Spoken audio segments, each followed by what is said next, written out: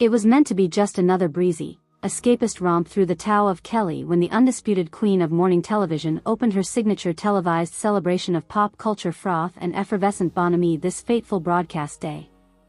Just Kelly Ripa and her latest steed of co-hosted affability cavorting before her legion of devoted Live with Kelly and Triple X acolytes, delivering pithy to scathing hot takes on the gossamer zeitgeist before whisking seamlessly into fizzy-branded endorsements and celebrity shout-outs. At least that constituted the usual production crew directive: enable the irrepressible Ripa to work her dazzlingly uninhibited magic like a whirling dervish of Kathy Lee meets Howard Stern charisma, all while maintaining militarized discipline, channeling the chaos through an unchallenging picturesque window celebrating the virtues of consumerist accessibility to middle American bliss. Just sprinkle in some G-rated raciness here, a pinch of industry nepotism there, and voila, frothy, easily digested contentment suitable for a captive upscale retirement home audience. So you could only imagine the whipcord whiplash when this carefully constructed edutainment proscenium facade shattered into smithereens at the precise moment an uninvited interloper stormed the sanctum. One whose parasitic appetites for limelight piracy and cultural desecration knew no proprietary bounds whatsoever.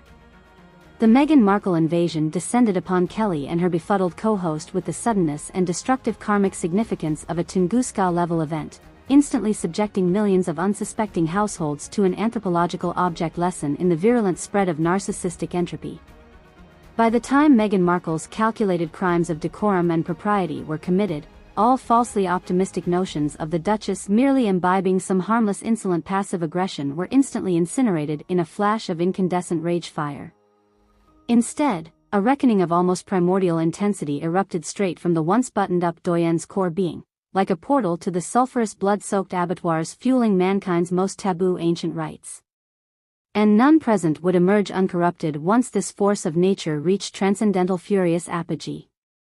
So I suppose we should hardly be surprised America's most perpetually desperate thirst trap for sociopathic self-aggrandizement chose the most brazenly unacceptable public venue for her latest bid to flagrantly defile the already crumbling nation's psychic bedrock. Ripa spat through gnashed teeth distending from clenched jaws. The once chipper host stood towering now in glaring gorgonic statuesque malevolence, virtually radiating desiccating energies as if staring at an eclipse. From the moment Meghan bulldozed her way onto the soundstage only to unleash an immediate stream of entitled solipsistic race-hustling opprobrium, Ripa's legendary composure metastasized into something transdimensionally angrier. More visceral and tapped into nodes of primal darkness pulsing virtually incomprehensibly against any modern sensibilities.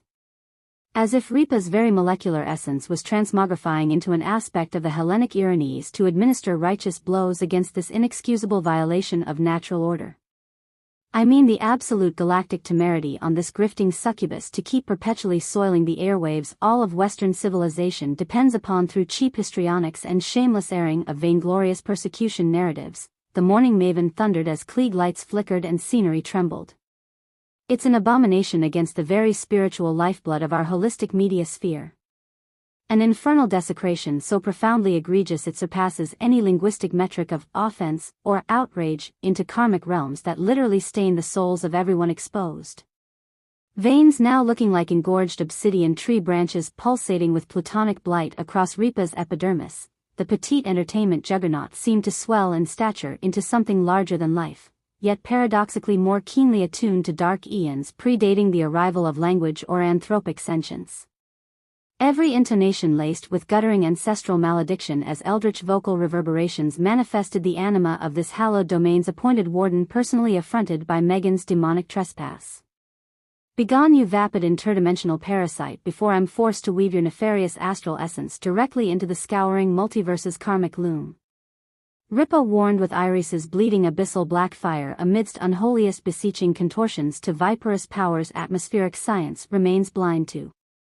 For your ravenous culture-pillaging soul vitriol instantly damned you unto the abyss once embodied essence intermingled with this consecrated terrestrial nexus of our republic's life-affirming media sanctum.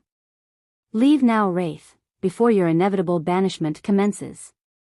But just as the mounting energies surged beyond safe containment thresholds, Meghan decided invoking her ultimate profane weapon, rearing her head back in banshee paroxysms while leveling a feral stargaze saturating the studio's every molecule with shrieking reverberations. Those etheric discordances only semi-audible yet still conveying incalculable occultic disfigurements and systemic reality toxin forcing all conventional frames of sensory reference into grotesque mutational flux. At least until Ripa swiftly countered with her own retaliatory eldritch sorceries summoning eons of archonic equilibrium and axiomatic strongholds of humanistic solidarity to reassert rectification upon that chaos. An ominous synergy of athenic classicism and radiant Californian zenith principles somehow transcending both's modern media soilure simultaneously. All amplified through her bone-rattling ululations piercing further and further into dimensions beyond until. Absolutely not, you hyperterrestrial harpy harlot. Ripa intoned in tones that suddenly cut through malefic barriers like the clarion bellows of an unsullied celestial legionnaire. Your wanton disrespect towards our daily consumerist pabulum's unspoken social contract has finally invoked the Hellenic mandate to purge all disruptors of communal nourished contentment. Your very presence already befouls the entire television-watching experience to an unforgivable degree. But attempting to inaugurate that malicious spirit-draining ceremony while violating its sanctum? That constitutes a clepoic bridge of nightmares too far. Moments later, swarms of production assistants and grips finally awoke from their hypnagogic trances only to behold Kelly Ripa fully transfigured.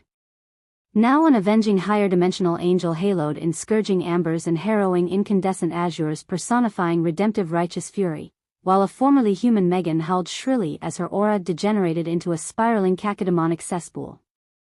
The former duchess's every distorted facial spasm and babbling vituperation grew increasingly inhuman and entropic until at last Ripa pivoted for one exalted eon-spanning gesture of metaphysical banishment. Begone forever from these once Eden-echoing dominions of entertainment escapism, you cancerous voids hard. Ripa thundered as entire studio cameras and equipment dissolved into holy plasma, scouring the very premises from that which must not be experienced. May your cursed essence's unspeakable disfigurements of you are Maya soon pass forever into oblivion's sweet void like darkness before the light. Also viewers of our morning chatter may never be forced to relive the metaphysical hangover of a realm nearly dissolved into the clepothic omega abyss. For of such stakes did I fight this battle royal against your toxins of spiritually annihilating miasma, merely to preserve humanity's capacity for innocent, life-nourishing dumb pleasures.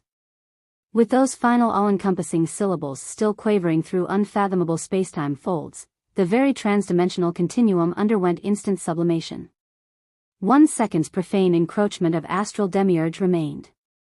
The next, all trace of that cosmically imperiling malignancy was erased as